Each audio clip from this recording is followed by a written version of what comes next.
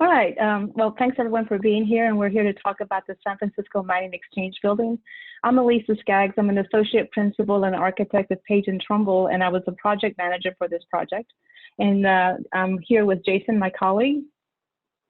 Hi, I'm Jason Wright. Good afternoon. I'm an associate designer with Page & Trumbull and have been at Page & Trumbull for 9 years. And I focus on the conservation treatment of historic buildings and materials at the firm. Next slide. So we wanted to be sure to introduce our team. So for this project, our team consisted of Lincoln Properties in Jimdale, USA, who were the developers. Page & Trumbull was the preservation architect. Heller Manis was the architect of record and the designer of the office tower.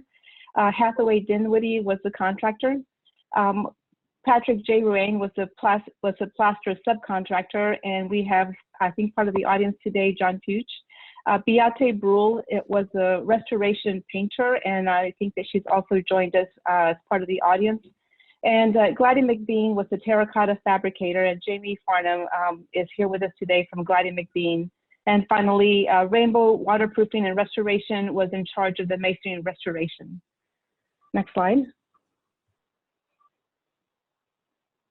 Thank you. So the project consisted of an office tower that was set back about 30 feet behind the face of the Mining Exchange Building, and also the rehabilitation of the Mining Exchange Building itself. The exterior work included the repairs, repointing and cleaning of the terracotta, and the rehabilitation included seismic strengthening of the building that included strengthening of the walls, and also integration of the office tower with the Mining Exchange Building. This required the removal and reconstruction of the plaster in the entry lobby and the Mining Exchange Hall, and also required the removal, repair, and initially the project scope included the reinstallation of the ceiling for the Mining Exchange Hall, and we'll talk a little bit about that later. And finally, the entitlement included the reconstruction of the acroteria that was originally installed along the pediment at the top of the building, and also required an interpretive display. Jason, you want to touch on the conditions when we started the project? Yeah, the existing conditions of the exterior of the building were in fair condition. They included general soiling, deteriorated mortar joints, terracotta spalls, and some areas of glaze failure and loss at the terracotta, as well as corrosion of the curtain wall window system.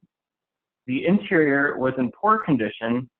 At the Exchange Hall, it exhibited deterioration, deformation at 2 of the wood ceiling lay lights, as well as deterioration and collapse of the plaster and lath systems at several locations, and that was due to water infiltration through the failed roof above.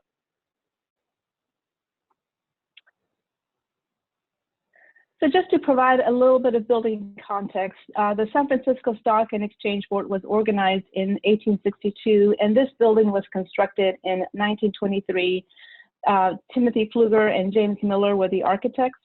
The building was initially the Stock Exchange Building, and it changed to the name that we know it by now, the Mining Exchange Building, in 1927. There were some additional alterations that were made to the building by Timothy Pfluger in 1928. And from 1928 to 38, it was the San Francisco Curb Exchange. We had the stock market crash in 1929, of course, and in 1938, the Chamber of Commerce moved in the building, and they were there until 1979 when the building was vacated and remained empty until this project got going in 2014 and completed in 2018. The building is a landmark for San Francisco. It was landmarked in 1980. It's landmark number 113. Next slide. So as I mentioned earlier, the acroteria and cresting were a requirement by the San Francisco Planning Department. We were required to put these features back on the building. We don't know exactly when they were removed. We think that somewhere between 1936 and 1978 they were removed, likely due to fall hazards. Next slide. So we had to rely on existing documentation to reconstruct these features. We relied heavily on an original drawing that we found in our historic research that was a 1923 building from drawing from Timothy Pfluger and Miller, and we used that for scale. We also looked at a lot of historic photographs to capture the detail and sculptural qualities of the acroteria. And finally, we relied on remnants that were left at the building, including some of the terracotta at the top. And Jason, maybe you can talk about that a little bit. Yeah. So in addition to the historic drawing and the photograph, we made note of existing conditions at the building. The dimensions of the existing terracotta units were taken from the roof, helped inform the proportions of the missing ornament and cresting, ornamental cresting and acroteria that sat above that. Using the drawing, photograph, and existing measurements were the first step in recreating the cresting and acroteria. And on this slide, you'll see the original drawing, the Miller and Pfluger drawing at the left, and then below, you'll see the top of the terracotta before the cresting was put on, and we were able to take those dimensions from the, and figure out the size of those units. After the documentation, Gladding McBean developed shop drawings for the terracotta fabrication. This was a back and forth process of development with comment and discussion between Gladding McBean and Page and Turnbull. These reviews and discussions covered things like the joint orientation and placement, where there was some question about whether or not the joints were perpendicular to the ground or perpendicular to the rake or slope of the pediment. And so we spent some time trying to get that right. Other things that were discussed and covered in the shop drawing were the relative scale of the acroteria and cresting, placement of the rosette, which shifted to be a little bit more true to the original construction, and the overall fit of the cresting between the acroteria. The shop drawings also coordinated the internal stainless steel armatures and structural attachment and support of the acroteria and cresting.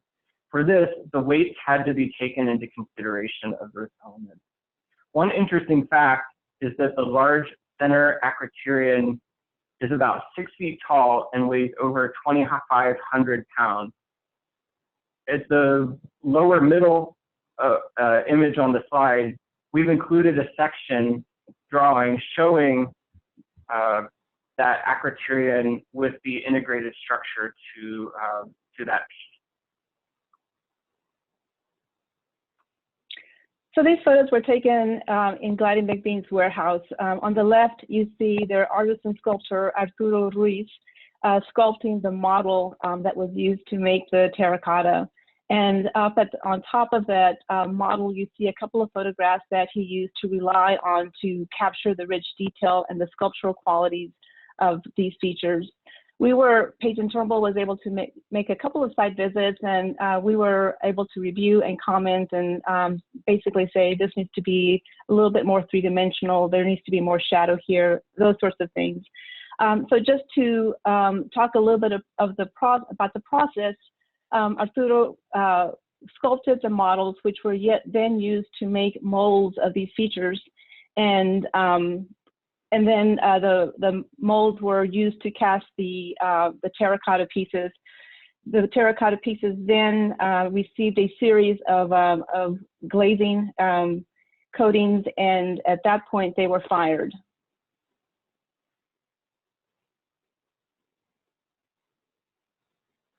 These photos show the installation of the acroteria and cresting late in 2017 by Rainbow Waterproofing and Restoration. Here you see the heavy pieces of the corner acroteria being hoisted into place. You can also see the stainless steel internal armature in the photo on the right.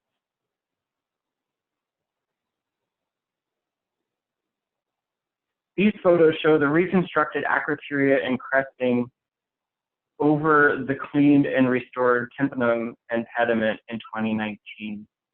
One interesting story is that the large top centerpiece of the center acroteria had to be refabricated a couple of times due to its odd geometry just to get it exactly right.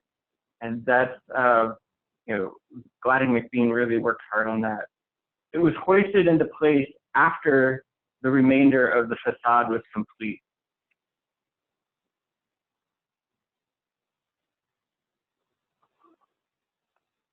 I would say that documentation was a real success story for this project. It was just imperative that we properly document the building, and the documentation included scans of the building, photography, of course, very careful field measurements, and as well as a paint analysis. Next slide.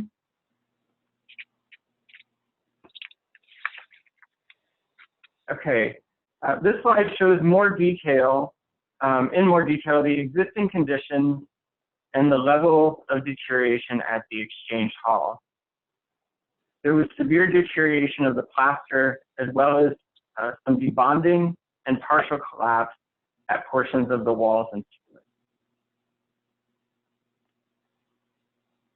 I really love this slide just because it shows the photograph that where it shows Patrick J. Ruane's not only field measurements, but also just notes on the actual piece. So they removed a lot of pieces which were used to make molds, but they also were able to capture swaths of pieces that were larger and were carefully stored and used for reference to reconstruct the ceiling and walls of the building. And this photograph is juxtaposed by Page and Trumbull's drawing, so it's kind of nice to see them together. Next slide. The approach at the ceiling in the Exchange Hall required test removal and salvage of the ornamental plaster ceiling. During this process, it became apparent that the salvaged plaster would not be stable enough for reinstallation due to a couple of factors. Many of the ornamental casts were buttered or adhered to their substrate. You can see that here in the photo on the right. Also, the lime plaster base coat securing the plaster to the lap system was fairly compromised from the moisture infiltration from the roof above. You can see the lower left photo that some pieces came out relatively in good condition, while others did not.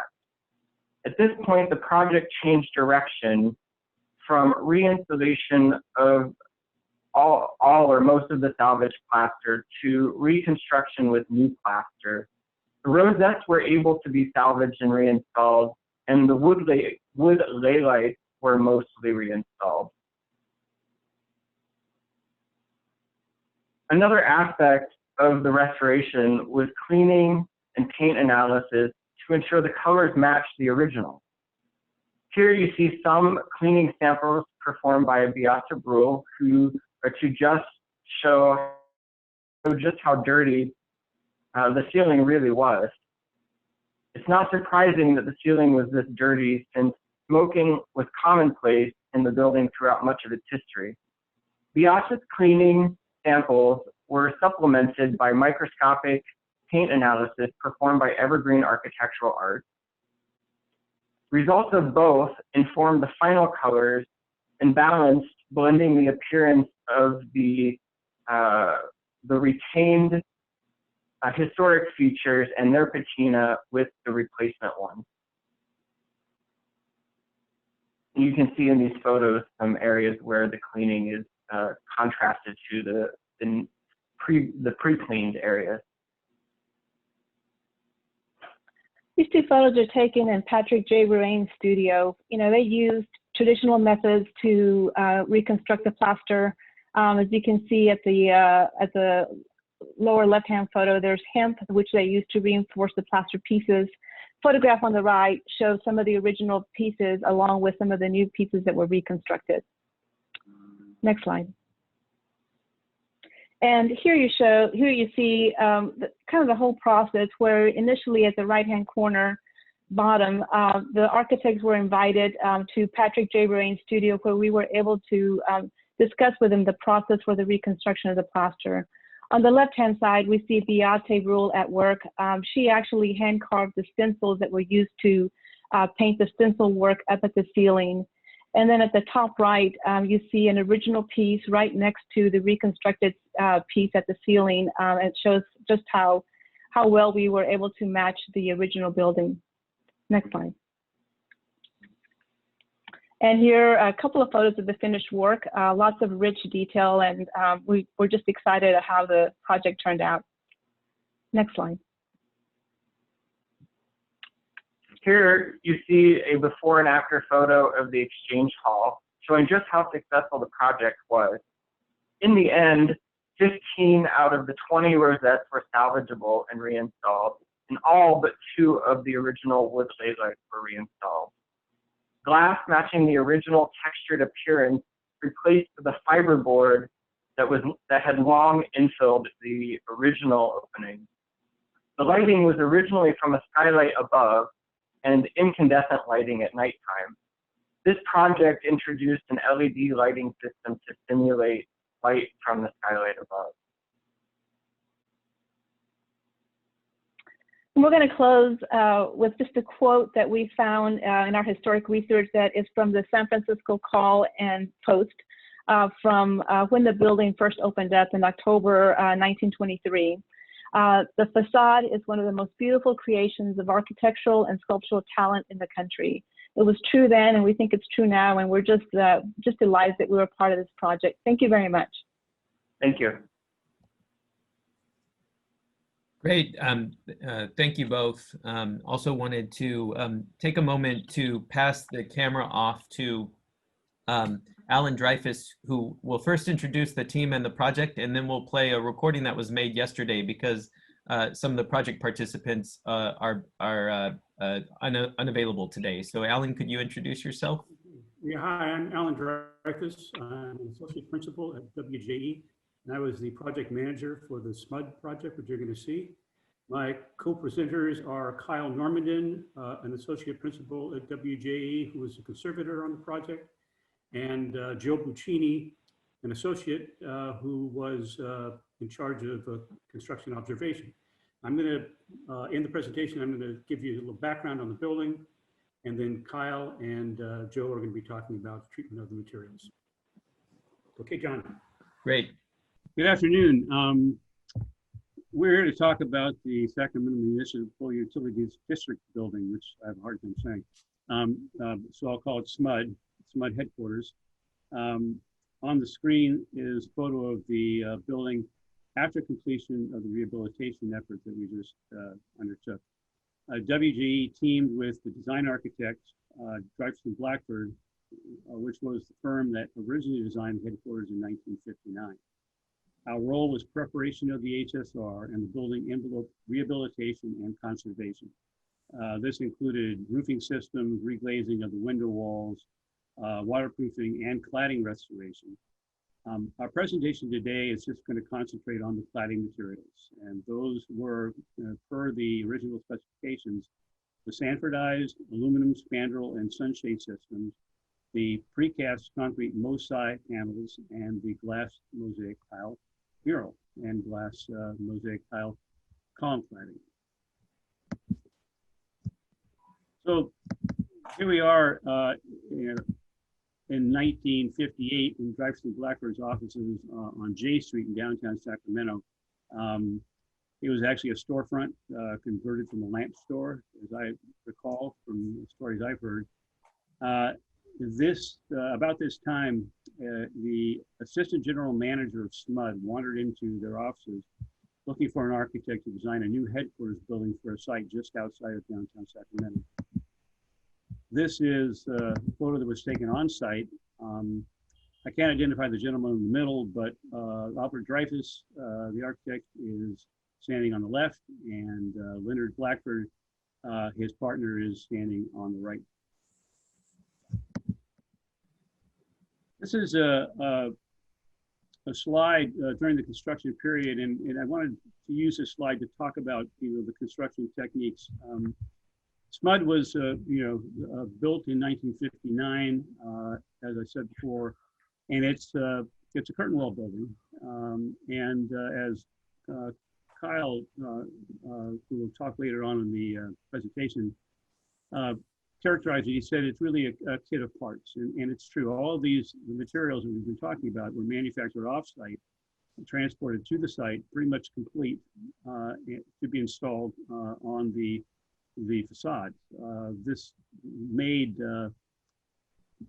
the restoration, different than you would restoration on the building that was built on site by craftsmen. The photo shows the installation of the MoSI panels on the east facade of the south wing. The MoSI was, like I said, was in the original specifications. When looking it up, it was a term that was patented about 1940 for the production of precast concrete panels with an exposed aggregate surface. On the SMUD building, these panels were installed only at the solid walls where there was no fenestration at all. Oops.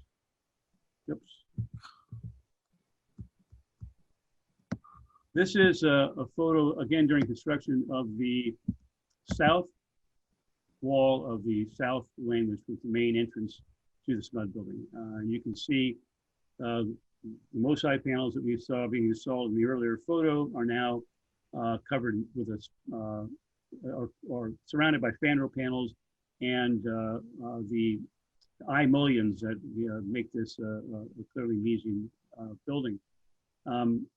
There are some other sunshades that are installed, and the mosaic tile installation is complete. This is the first construction photo that shows the mural in place. The design for the mural, which was titled Water City, was by young and at that time relatively unknown artist named Wayne Thiebaud. The design was sent to a firm in Italy that reproduced it in 1-inch square mosaic tile, and that was put on panels and then shipped to the site where it was installed. They also produced the mosaic tile for the columns.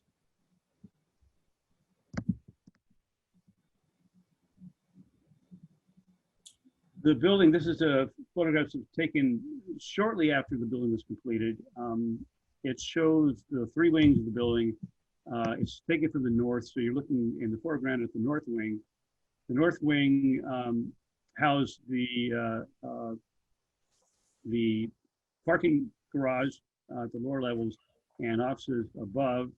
The south wing, which is in the background, was the main entrance, as I said before.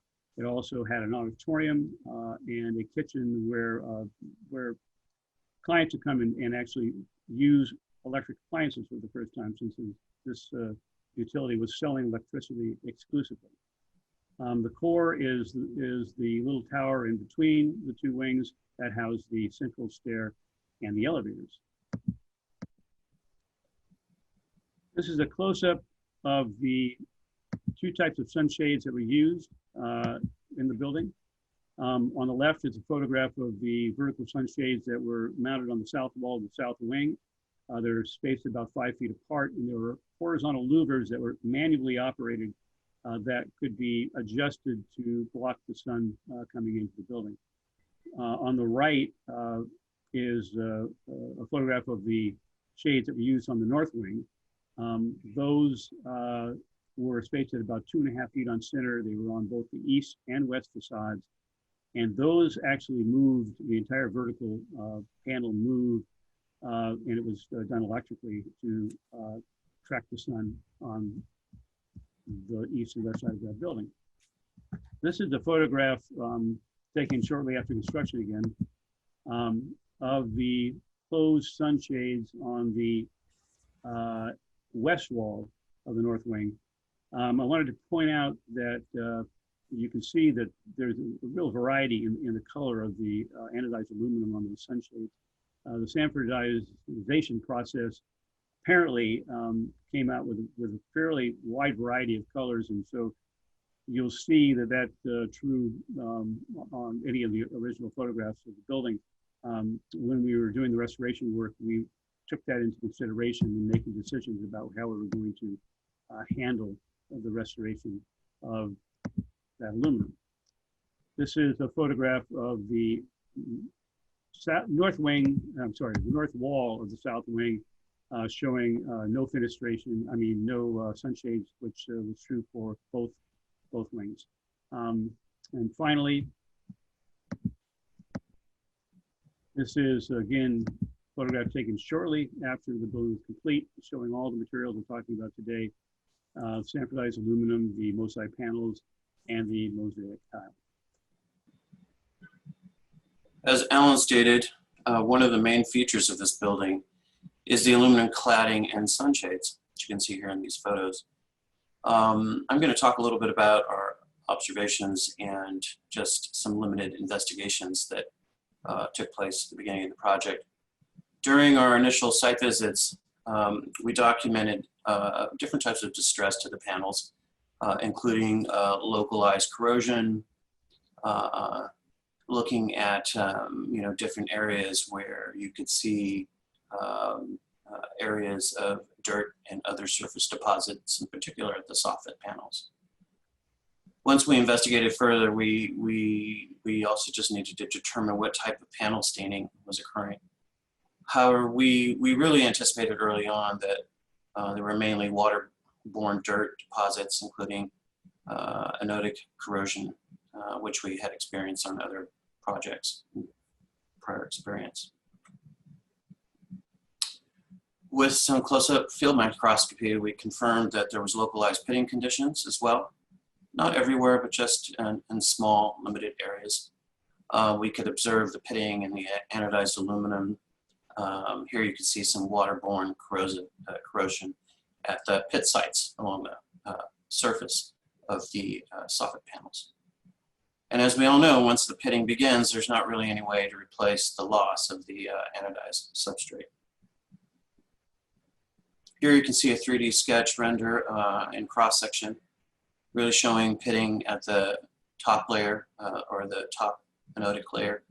The anodized thickness in most cases for this type of paneling system typically ranges anywhere between 25 and 30 microns. But as part of the initial evaluation, we also needed to work with SMUD to evaluate some options for maintenance and restoration. So we discussed that thoroughly with them. And it was good that they obviously were very interested in keeping the historic look and feel of the building. So with that, we just kind of explored the benefits of taking a very limited maintenance approach that would basically entail overall cleaning of the substrates to really help limit and prevent corrosion in the future. And that might entail, after cleaning, maybe applying a clear protectant sealer on some of the substrates or all of them. The other approach was really taking a more heavy-handed approach, a more restorative approach, looking at trying to reinstate some high-performance architectural coating system across the metal substrates, which would really provide a kind of really new finish, which would serve as anywhere from 15 to 25 years of a new effective corrosion and barrier to a lot of the surfaces we were seeing. I think together with the client, we decided that the more gentle approach to maintaining the original appearance and construction of the cladding substrates was very important. We didn't want to actually intervene and apply different types of high performance coatings, which would be considered irreversible. For the project here, you can see some of the finished surfaces up close. You can see that our maintenance-based approach was really what was included as to preserve the original appearance of the cladding systems. We did do some selective coating of soffit panels where we really needed to address some of the areas that had where there were losses. And I think, you know, we did try to deal on a case-by-case basis with the limited amount of pitting that we saw by addressing those areas and then applying a clear coat to those areas. So there are other many prominent features of this building, but I think the one that everyone is able to interact with at eye level is really looking at the mural and the tesserae glass tiles that, color tiles that were created in a mural by Wayne Teeble. I think overall the mural had some, you know, typical overall soiling, which you can see here in the photo. But it could be it could be gently cleaned using warm water and detergent. So we're lucky that the mural was in very good condition and primarily given its protection from the overhang above. So it was set back from the face of the building, which also protected it over time. And then in a few locations, we had some of the white tesserae tiles that needed to be repaired in situ to reinstate just very small areas of deterioration.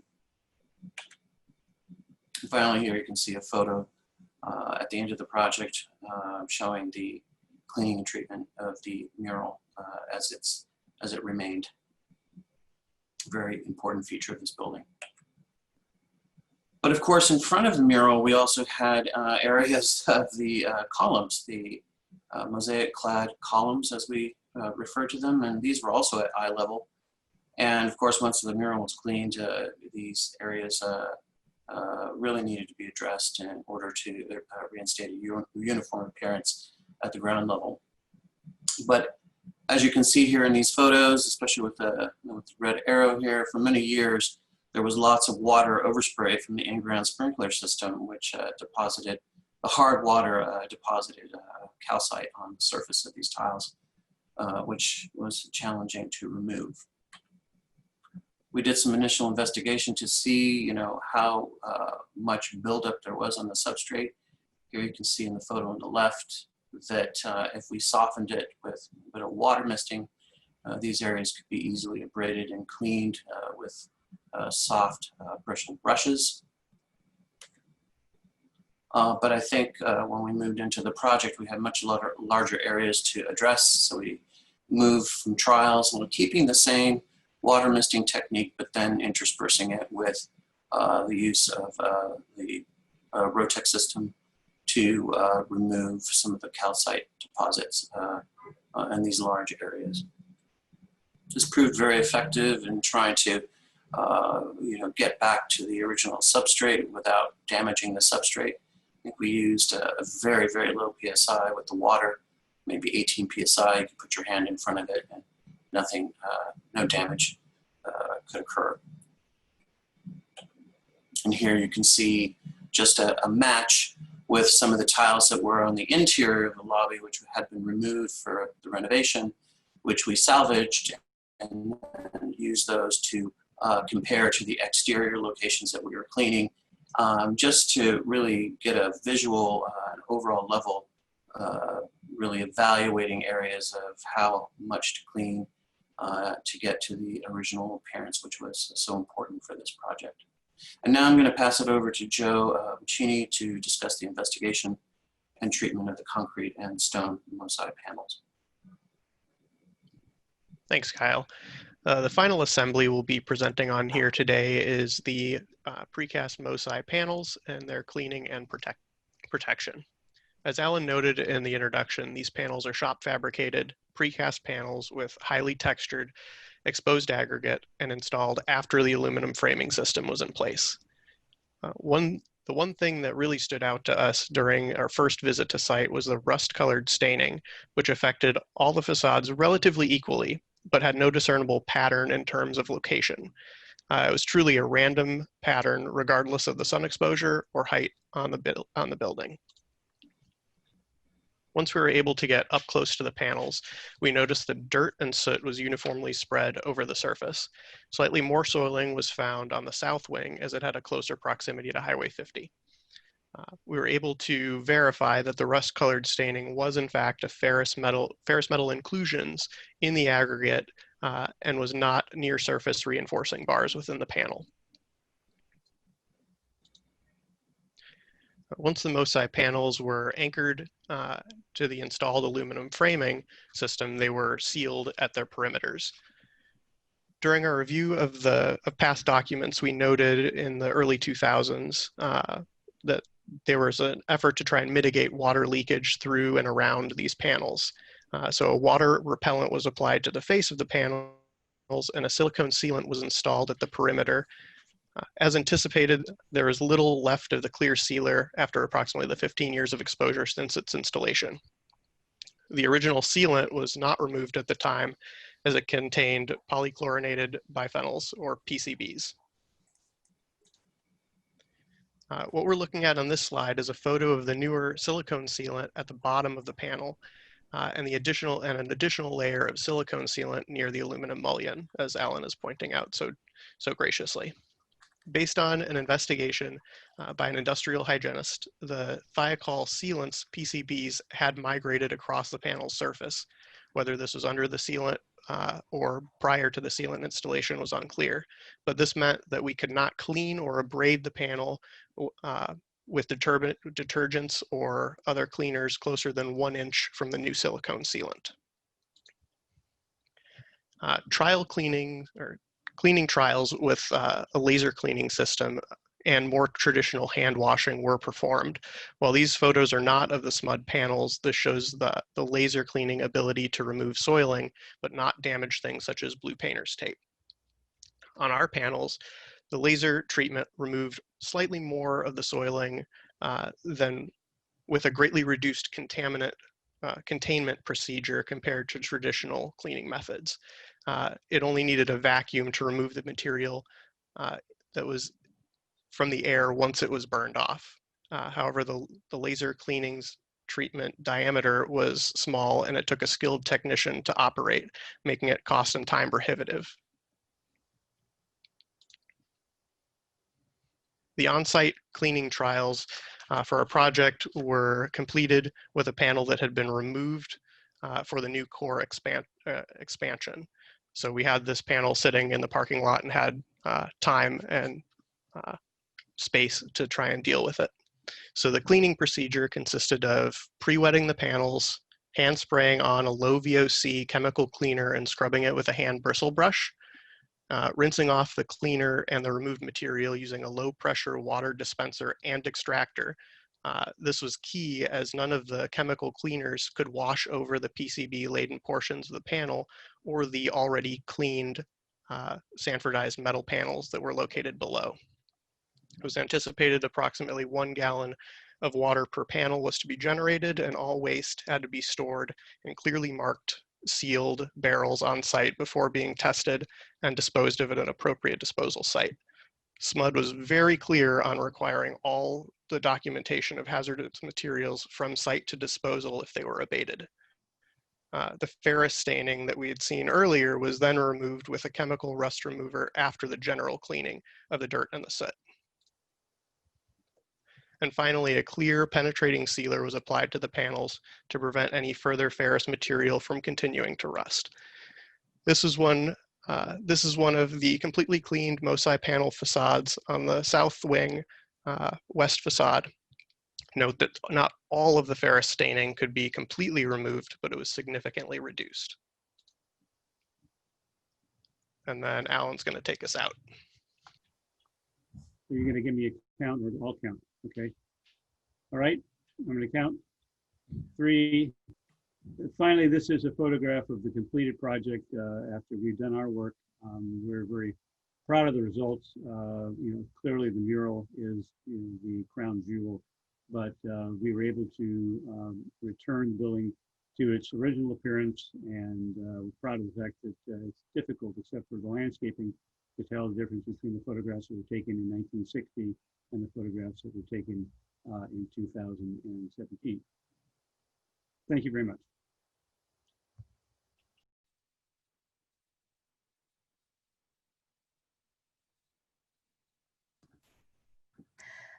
Okay, Okay. Great, we hear you. Good. Okay. Sorry about this. So hello, everyone. Everybody, we are really thrilled to be here to share this project with you. I'm Ming Feng. I'm design partner of Mithun Hodges and Feng, and with my partner Craig Hodges. We have a practice in Los Angeles since 1984 as Hodges and Feng, and very recently in 2019 we have merged with Mithun.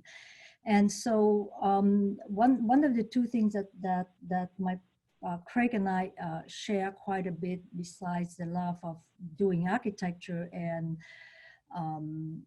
is also teaching. So we have, ever since we have our practice, have continued to be very much involved with academia.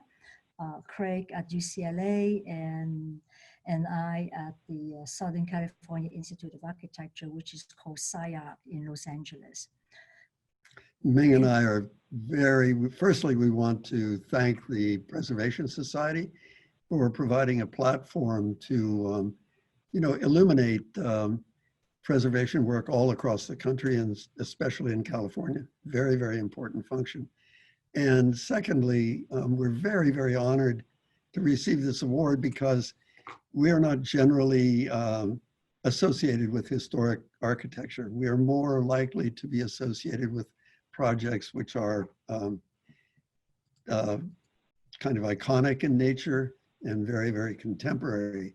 So when the opportunity came up to work on the Robert Frost Auditorium, we were very, very attracted to its structural innovation. And it was situated in a tiny post-war community, Culver City, which has grown up around the aircraft and movie industry. In 1962, this 23-year-old emigre engineer, Andrew Nasser, was entrusted with the design of a new auditorium by the architectural firm Flewelling and Manning, which had the commission from the school district. Now, as a student of Eero Saarinen, he designed a unique thin shell concrete roof, which was cast on earth berms and erected in segments to create a kind of radial structure. And then joined with this building, completely unknown, joined the international movement of Candela and Nervi in the avant-garde practice of thin shell concrete structures. The auditorium was built for school assemblies, Christmas pageants, and things like that. But with nearly 1,800 seats, it's huge. At a 200-foot span, it's only 4 inches thick. And nevertheless, it survived numerous earthquakes since its completion in 1963. As the years went by, and we've heard a lot of this from the other presenters, the building deteriorated and complaints mounted about the acoustics, the lack of stage lighting and equipment, ADA access, and especially the noisy, dirty, and ineffective air conditioning. In addition, much of the building, walls and ceilings, contained asbestos, which would require months of abatement prior to construction. Also, during those intervening years, there were many retrofits to the facade, including this stucco facade, which compromised the original design, and a 2-level lobby, which became difficult for handicapped people to access the auditorium. Subsequently, very recently, in fact, as Sony Pictures, MGM, and other media companies opened up nearby, the performing arts assumed a prominent place in the curriculum. And students were forced to improvise their theater pieces in cramped triangular spaces because the whole building had been kind of built on this circular motif and would occasionally have to rent lighting equipment for their increasingly ambitious shows. So one of the primary complaints from the parents who were concerned about the air quality and its impact on their children, we were asked to look first at the air conditioning system. And this was a more than 50 years old system, outmoded and inefficient equipment. On top of that, the system had to force air through a network of convoluted ductwork, which was noisy and failed to distribute air evenly, especially throughout the 20-foot diameter assembly hall.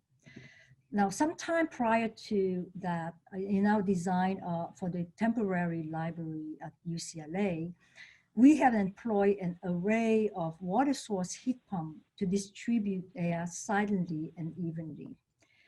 So we decided to use a similar system and arrange the water source heat pumps around the periphery of the building. To accomplish this, individual fan units were outfitted with lightweight extended ducts, which delivered the cool air right where it was needed, which is directly over the audience. Lightweight because of the fragile nature of the roof structure, which required for the duct to be supported by multiple cable in order to distribute the load of this air duct. Then, in addition to that, we elected to sheet this entire assembly with an acoustical absorbent fabric in order to reduce the reverberation in the hall, where you can see, as you can see, this is has all concrete surface. So this duct in blue would stretch over the audience all the way, almost close enough towards the stage in order to distribute this air at a very, very low velocity, thus placing a near silent cloud of cool air.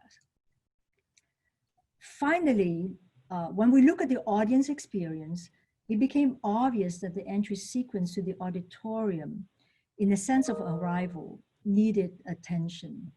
So we integrated the house lighting with the fabric shroud that can be supplemented with a wash of light from wall-mounted variable LED. This gives the director the ability to coordinate the house lighting with the theme of the show, as well as giving the option for a neutral atmosphere.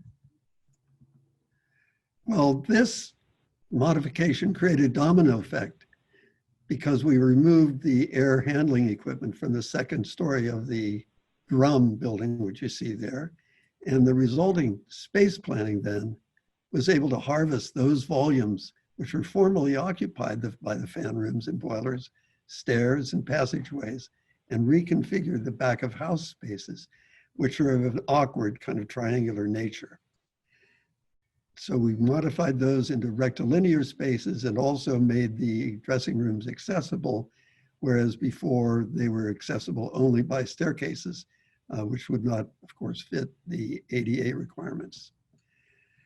All of this, of course, was in order to provide the infrastructure which was necessary to support elaborate stage productions, which were envisioned by the school and supported by the Sony Corporation. Now, in order to exploit the removal of the air conditioning unit, which is shown in blue there, we used the resulting space.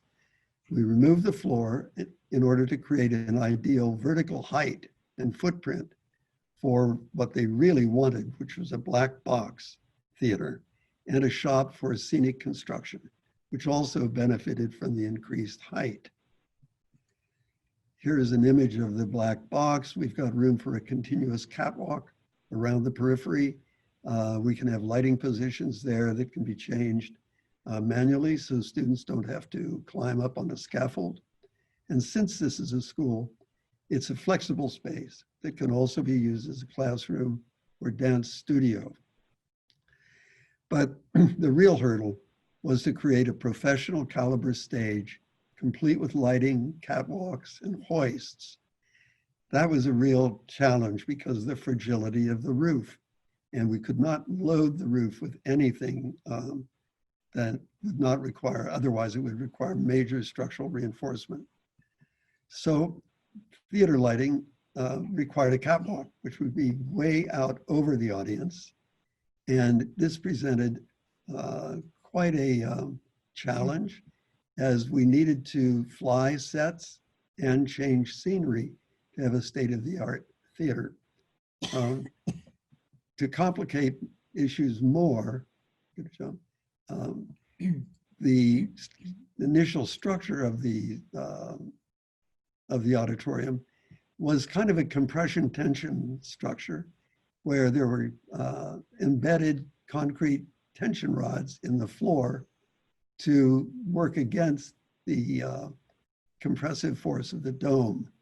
And so we knew that we could not put any major foundations in the ground, nor could we hang anything from the ceiling.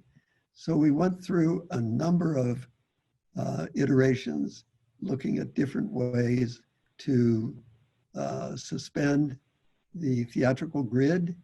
And at that point, we referred to some work we'd done at the Hollywood Bowl, which posed very similar problems in that we had to suspend this acoustic halo from a very fragile dome structure, and also create a flexible assembly sequence so that we could get it up there, resulting in an acoustic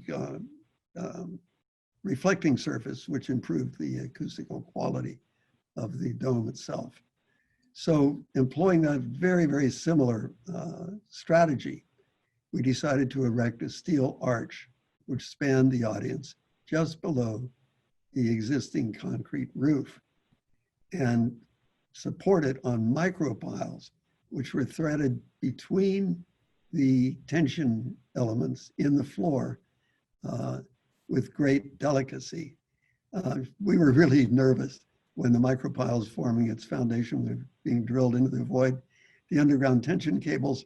And this is a slide we presented to the school district to illustrate the difficulty of this issue and how that advanced engineering was required in order to accomplish this.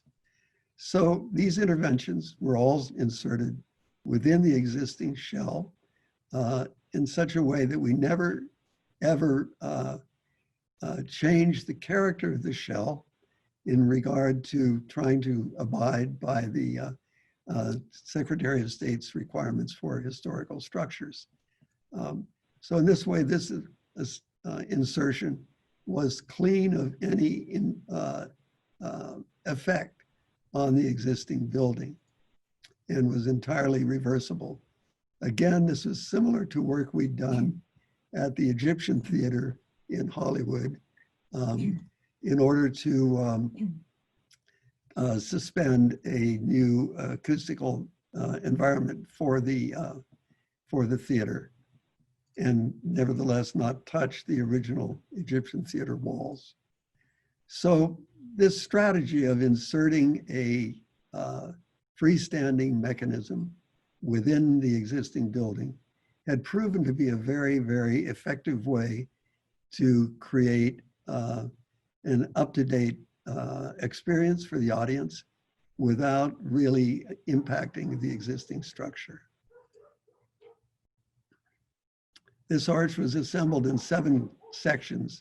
Like a ship in the bottle, we had to thread it into the building. And the keystone is just inches, actually 8 inches from the shell itself. That would allow us to cantilever the lighting grid out over the audience and support performances of all natures, from orchestral to theatrical. So at this point, we had a new supervisor who was installed, and he correctly became very concerned about the decrepit state of the building itself, which has not been addressed in our original technical upgrade scope. And he asked us to restore and enhance the project. So this would entail the rejuvenation of the facade, of which much of the original glazing has been eliminated, in favor of a vandal-resistant wall in order to provide extra security during the LA riot. The result that we did, seen here, essentially eliminated the warren of ramps, which has been retrofitted over the decade in favor of this new entry plaza, which is bracketed by the 2 benches on either side. And we also designed a simple box office, which penetrated the restore facade and this new glazing in order to also serve as a concession stand inside the lobby. So it has a kind of a double function.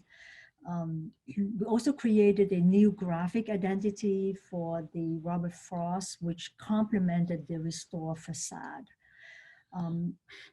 Here we took extra care with the selection of the glazing material, keeping sustainability in mind. And we selected a low E glass so that view from the street, the volume of the lobby and the reflection of the nearby street and the sky might provide a ever-changing composition with the building. At night, the concrete benches with luminous niches and the up and down lighting instrument mounted on the facade provide a low illumination during performance night without, and this was very important for us, without intruding the surrounding low-scale bungalow that bordered the site.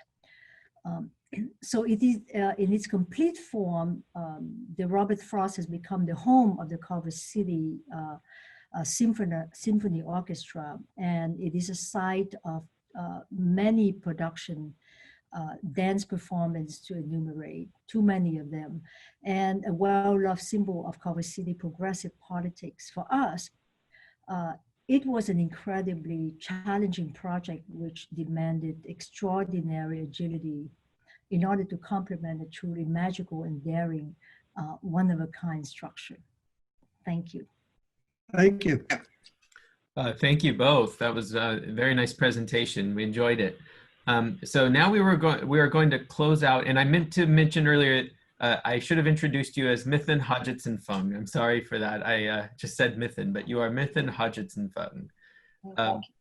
And so now that we're going to turn it over to the team that worked on the Scribe Winery project. So as David Darling from Darling Design is, Adlin Darling is getting his slides pulled up, I'll move over to his video screen. And a reminder for our attendees in the meantime, if you have any questions, feel free to ask them anytime. The sooner you ask them, the more likely it'll get addressed during the Q&A here at the end. So feel free to type those into the Q&A box. We're ready for you, David. Okay, do you see a picture of a swing? Yes, we do. That's a good sign. All right, so thank you for inviting us to participate in today's event. I'm Dave Darling from Adlin Darling Design, and technology willing, I will be joined by Bill Schaefer from Cello and Madru Construction, who played the mother figure for this project, and Andrew Mariani, co-founder and owner of Scribe Winery. He played the role of soothsayer, clairvoyant, and fearless leader.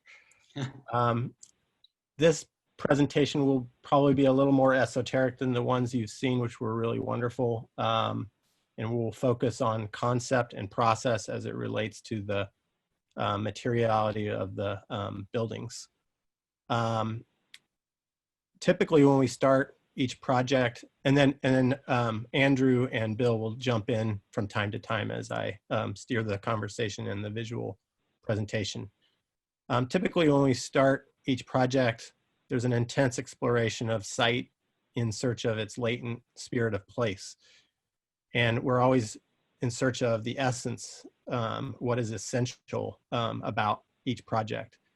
And in the case of Scribe, if I can get my slide to advance, nowhere is this more evident and richly abundant than Scribe. The idea, the very idea of uncovering latent potential and spirit of place, of terroir, of letting a place reveal its rich history, it is succinctly manifested in the name Scribe. Scribe embodies the idea of storytelling. Scribe reveals a rich tapestry of stories, of its history, and of its cosmos. And our earliest conversations about this project always circled back to these notions. And Andrew could speak to that, to the connection to the wine itself. Yeah, this property dates back to the 1850s as a vineyard and winery, and was prominent in viticulture up until Prohibition. So when we started the project in 2007, the goal was to revive this historic parcel and tell the story of this land. So, you know, Scribe is all about being scribes of this place and connecting people to this natural landscape and the history of this unique little parcel in California.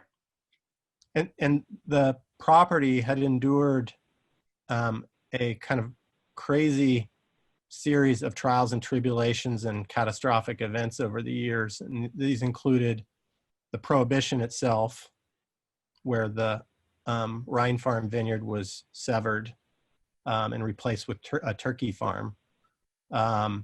Earthquakes, fires, of which the most recent one was 2 years ago, and these guys heroically defended this project.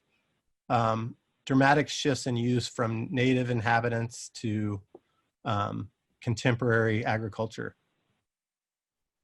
So in 2006, the Mariani brothers embark on this heroic mission to remove over a dozen concrete turkey barns and resurrect the contiguous Rhine Farm vineyard.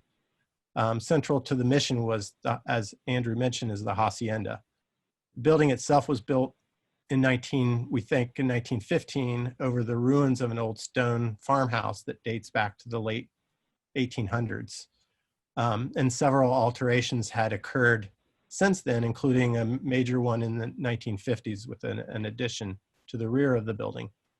And while it's a passion of ours to reuse what's already on a project site at Adland Darling, I would be lying if I didn't admit that there were some among us who thought this thing needed to be removed because it would be too expensive and tedious to save it.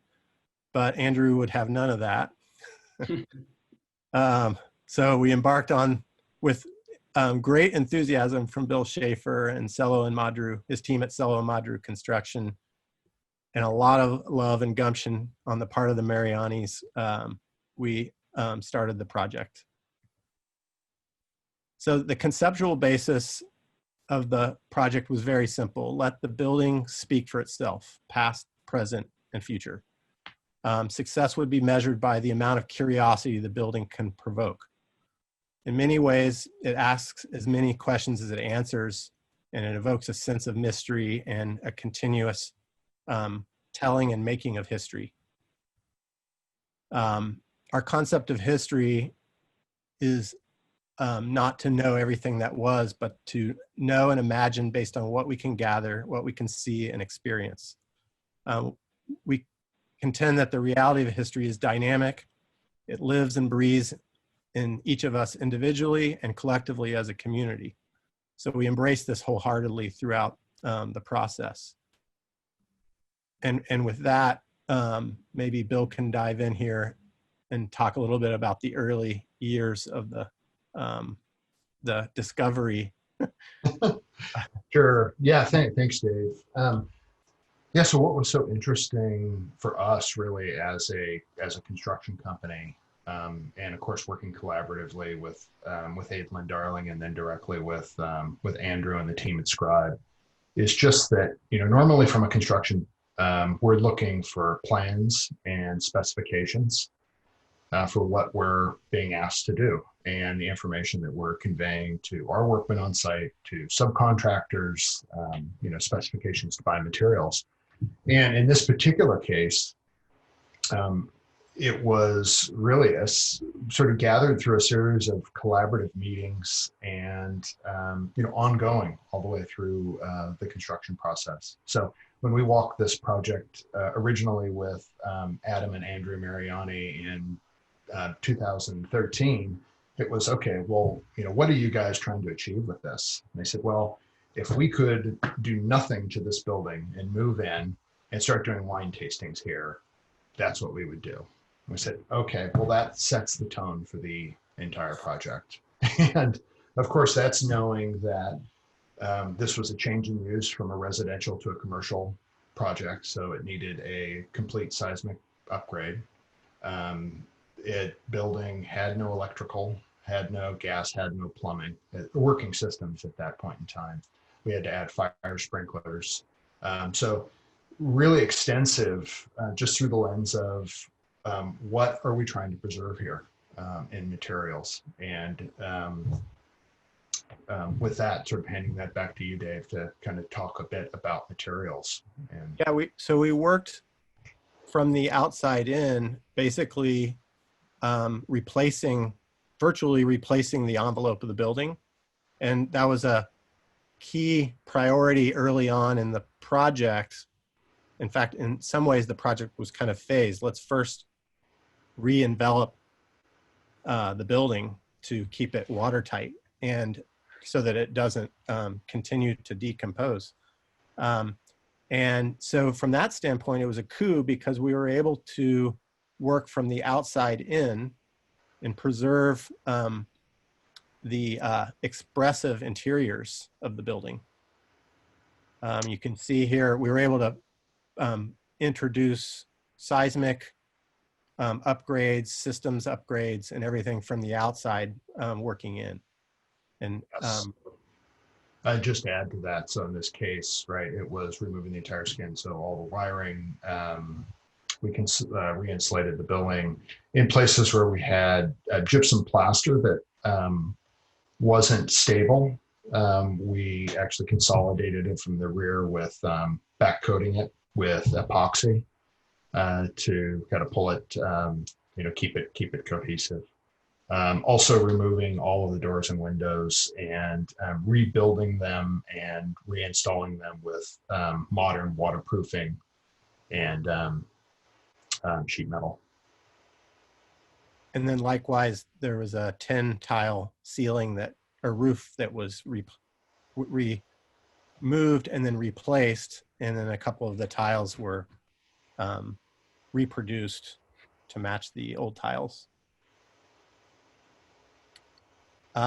So conceptually and literally, we began the design process in real time by carefully uncovering old layers on the inside and exposing the residue of several generations of use, inhabitants, and construction methodologies.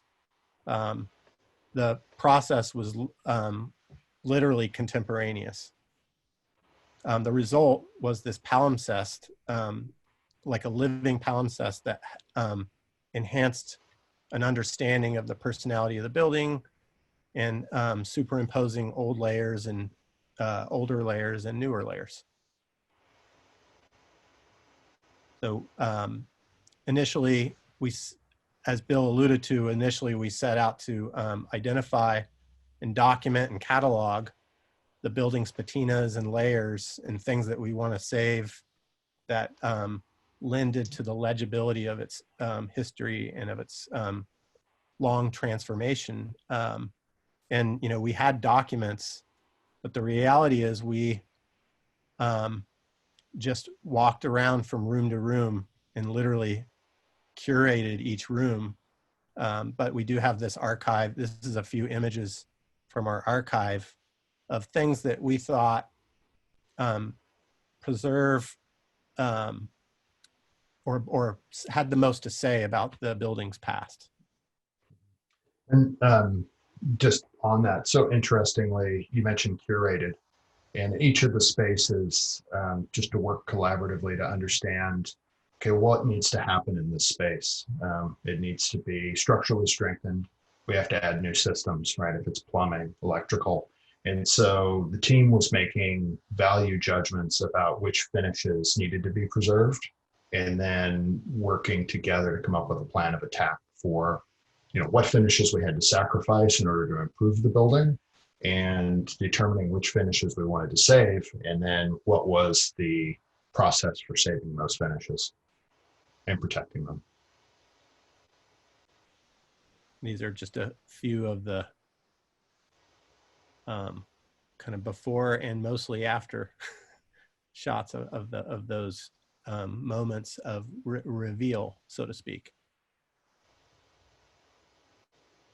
And it's interesting because each room has a distinct personality and tells a unique story. And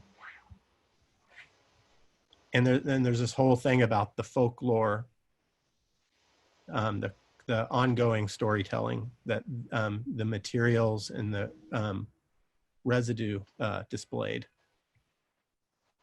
So we joke about how at each of our OAC meetings, Adam and Andrew would walk around and peel a bit of finish off the ceilings to get just the right balance.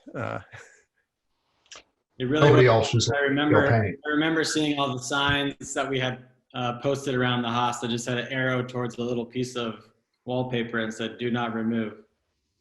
Yeah, and it was technical in nature, but I think, especially in the context of some of the other presentations today, it was also it was almost like an art installation. We made references to the Cap Street project as being kind of this, there was this poetic license that was exercised in deciding which finishes to replace and which ones to leave, but also complicating the concept of letting the building tell its own story was the inherent need for structural, cosmetic and systems intervention. So this challenge only enriches the palimpsest that we were dealing with. We liken the interventions to grafting of clones in the vineyard. So introducing something new that was going to complement what was already there and not compete with it. So there were things like new architectural elements like these large doors that were discreetly installed. And then each room, again, presented a reclamation project as well as an opportunity to exercise that artistic license. So in this room, it was reinvented to show all its layers, old and new. And details were attended to in the same way, so that it was legibility was a key driver in how each of these details were executed and interventions were laid out. So the next few, as I start to run out of time here, the next few images are some before and after views that show very subtle replacement and refurbishment, and the kind of balance between leaving some of the patina but not all of it. And obviously each one of these conditions had a series of, a matrix of reasons for being preserved. This one obviously being structural.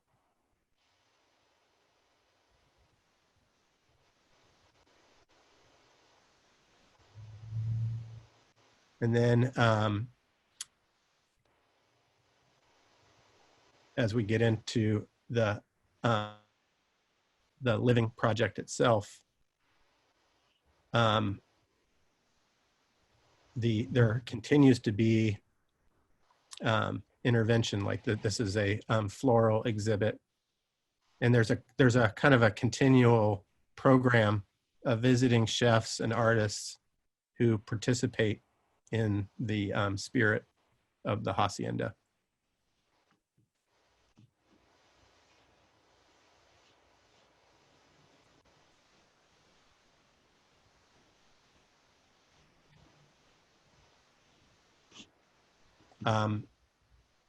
This is one of the bedrooms upstairs where you can see where old walls used to exist, but you also in the distance, you see a piece of art on the wall, which was an intervention from the earlier days of the Hacienda's recent reincarnation, an art event that happened before the reconstruction of the project.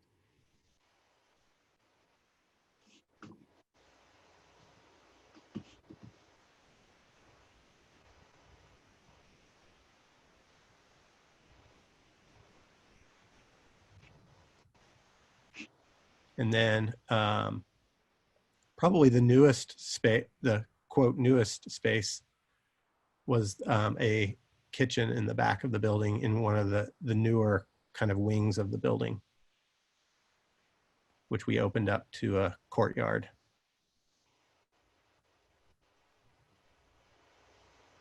And that is our presentation. Almost right on schedule. Excellent timing, David, and rest of the team, Andrew and Bill. Thank you, three, as well as the rest of the speakers for your time today. We will jump right into the Q&A, and I know Christine Madrid-French here has a question that she wants I'm all ready. Let's ask the Scribe team first, and then so we'll start with the Scribe team because I know that David has to leave early here. So we'll start with those questions, and then we'll move into some of the additional questions that were being asked here that I have ready to ask. So Chris, you're ready. Well, this is Alan. You stopped my video. I can't. Oh, okay. Well, I'll try to start it again. I'll start with the questions. We have well, first, David, Andrew, and Bill, you should know that everybody is saying that the customized work and these improvements on the winery are incredible. Like, that's all there is to it. It's the only word for it. We did have a question from Francesca. Did the city of Sonoma apply the historic building code without being nudged? And I think you might have said something about that, Bill, in the chat.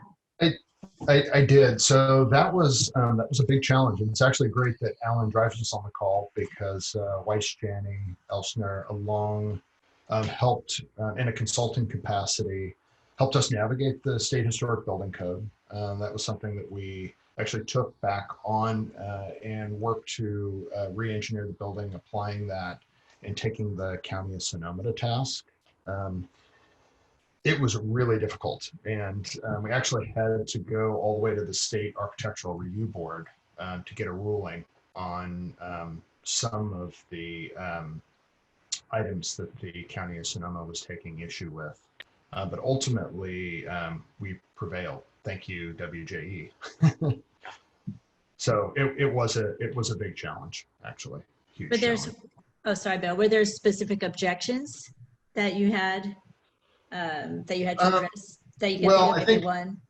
Well, I think everybody saw the condition of the building when we got started. So really the big pushback was just really kind of in the stated condition of, we were relying heavily on sort of stability of the exterior of the interior gypsum, lath, and plaster actually working as shear in certain capacities inside the building. The building's an unreinforced masonry building. It meets the height to width ratios.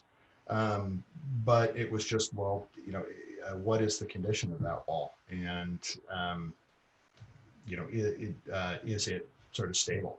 And so it really required the engineer of record to state, as an engineer, we've inspected this and certify that this is stable. So it was really sort of just sort of navigating that with the county. So a challenge. And then layered into that was this convoluted history of its use, which caused consternation just because the nature of the building was so convoluted as it evolved. So its recorded use was confusing, and we had to kind of unravel that and help kind of define what that was and what it will be. I know that added a layer of challenge. A complicated use permit scenario with different phases of vesting. Yeah, was woven into that as well. Great. I have a question to follow that actually is Beth was asking about bigger picture, so large scale improvements, things like fire sprinklers and all these little things that you had to add to the building to upgrade it to modern sort of standards. How do you integrate those kinds of things? And maybe I'll point this to Andrew also. How do you integrate these things as an owner and operator of the building?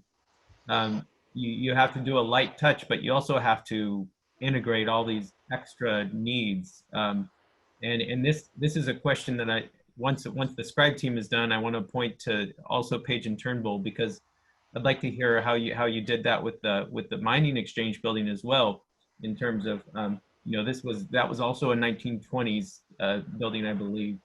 Can you tell us about that? Yeah, I think Bill alluded to this a little bit earlier. You know, we would kind of joke, let's do as little as possible, knowing there was a ton of work to be done. And, you know, I think the goal was to try to preserve as much of the interior patina and story as we could. So it was being creative with how do you apply all these, you know, modern code requirements while maintaining that texture that we have on the wall. So I think the outside in approach was huge by, you know, adding all the structural and new electrical and plumbing to the exterior of the building. And then also getting creative about how to access rooms that you couldn't from the exterior. And you mentioned the fire sprinklers in particular. The fire sprinklers were actually huge because what it did is allowed us to make some trade-offs. So by using a more robust fire sprinkler system, we had to give up on certain ceilings, etc. But it allowed us to save other things, if that makes sense. Mm-hmm. So like with regards to fire separations and exiting and things like that. So those were typical of the judgment calls that the design process involved. And there were some cases there where we were faced with a decision and we had to go to Andrew and say, do you want to keep this or do you want to keep this? You make the call. And, you know, sometimes it was a tough decision. So to follow on that question, I'd like to hear from the Page and Turnbull team as well. Did you have to integrate fire sprinklers into those rosettes, or how did you manage the modern codes? Yeah, this is Jason. Can you hear me? Yeah, so the project, the design located the sprinklers at little floral elements in the Greek key pattern that ran in between at the perimeter and in between all of the ley lights. And so that it was kind of a circular small element, and we were able to pick the ones that were in the location we needed for the distance for the sprinkler head, and just omit those in that one location. That makes sense. I don't know if Elisa has anything else, or John with Ruane.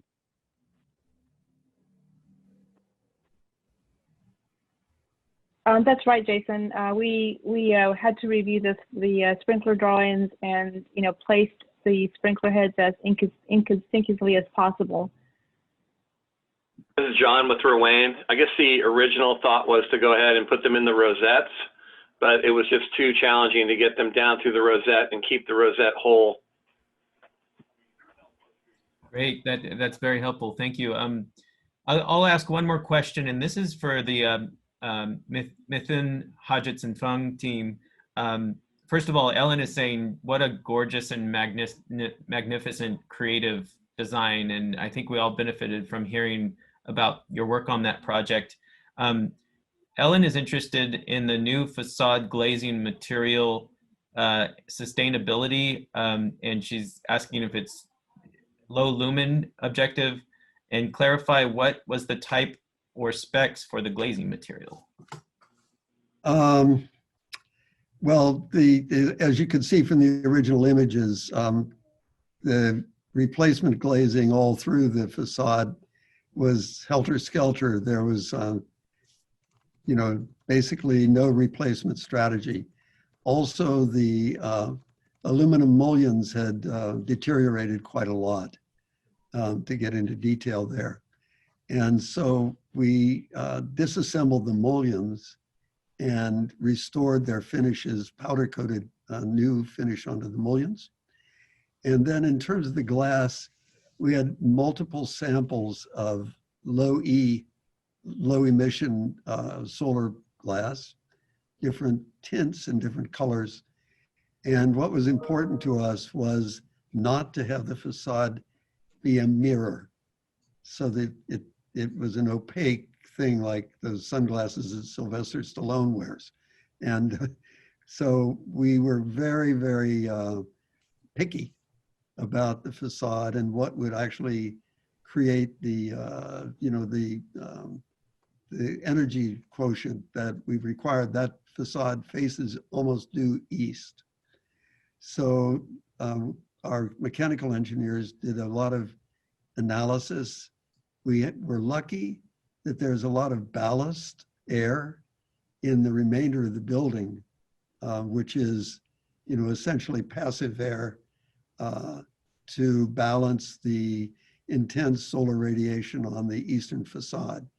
And so we did not have to go to an extreme, but we did manage to score a few points on the sustainability end. The major sustainability increase was in fact the replacement of the ancient and eroded air conditioning system, which was extremely inefficient with all of the pipelines and so forth.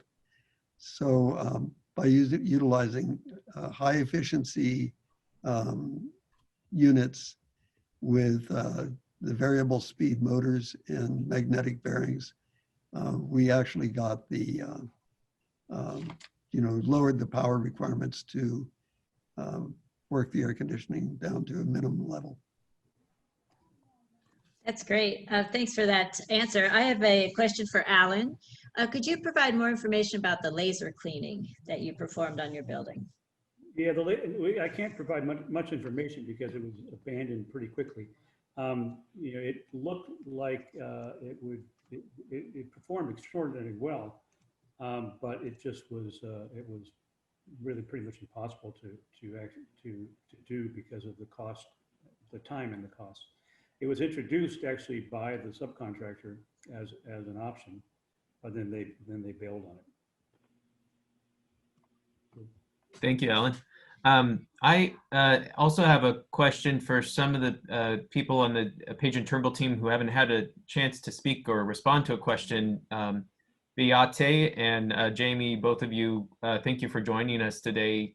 I would like to ask Jamie first a little bit about the terracotta work for the mining exchange. We saw how it was integrated into the building, but how is that?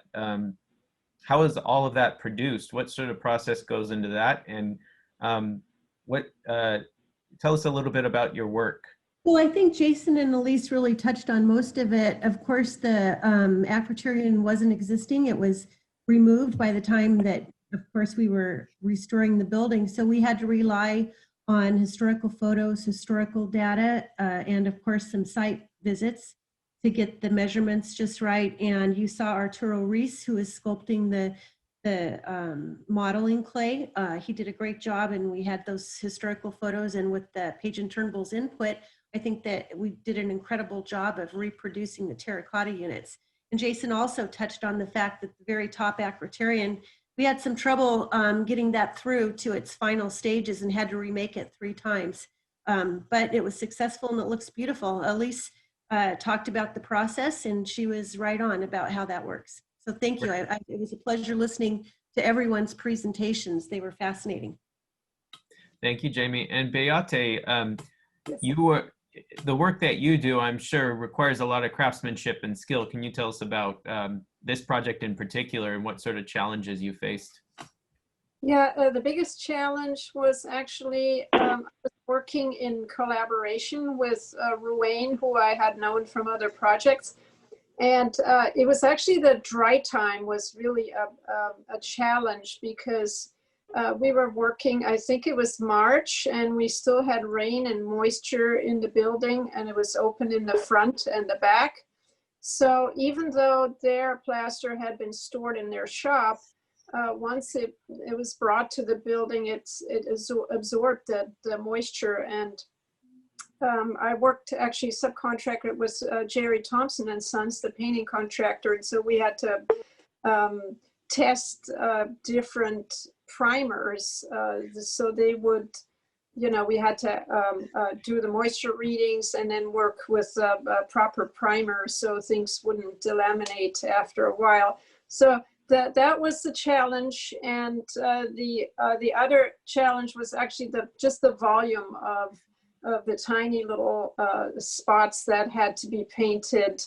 The painters, the painting contractor came in, sprayed everything with base color that we matched. And then afterwards I came in with the detail painting and the stenciling, and everything's done overhead. So you're craning your neck for like 3 months or something. So that was a challenge, and just keeping, there wasn't really a set schedule, you know, we would have to, it all depended on the plasterers when they were getting their things installed, and then the dry time. So, but it was a very nice collaboration. I really enjoyed working with the Ruane crew, because I usually work by myself. That can be a challenge, or it can be a joy, working by yourself. But the Ruane crew, you know, were working alongside, and I'd always say, like, get me something ready for next week, because I'm running out of things to do, and we didn't have that much time, so we needed to keep the project rolling and keep it going. And so when you have a good relationship with, especially Sean Doyle, who I met like 15, 20 years ago on another project and kept running into. So we have this relationship where we trust each other, and we help each other out. You know, they need some tint and I need something to hold something up. So that was one of the joys, not a challenge at all. So. Well, thank you. And thank you all again. This has been a wonderful series of case examples. I'm sure everybody enjoyed it. We'd love to, oh yeah, one more thing. Can I add one more thing about the building? It's actually open to the public. And there's a really nice history room that was created with artifacts and photos and videos of the process itself. And that's kind of a separate side room. And the large room, the hall, has some very nice seating, and I think they have Wi-Fi access. It's almost like a church. If you need to get away from the noise outside, you can go in there and sit on the couch and take a nap, or do some internet something. It's very quiet, and so it's open to the public. I encourage everybody to go check it out. Thank you for that reminder. I've enjoyed that space myself. So with that, I wanted to remind everybody that they can leave feedback about today's program, which I'm now typing into the chat box here. And while I'm doing that, Chris, did you want to close out for us? Yes, I wanted to thank everybody. I learned a new term, industrial hygienist, which I had no idea there was something like that. And then that acroteria were very impressive. But thank you everybody for sharing your expertise today. We really appreciate it. And we want to remind everyone to just go to our website if you need any information about these projects or the other, the 18 projects that won. And thank you again, everyone, for all of your time and your support of CPF. And we'll see you again soon. Thank you. Thank you. Bye-bye. Bye-bye. Bye, Jason. Bye. Thank you. Bye.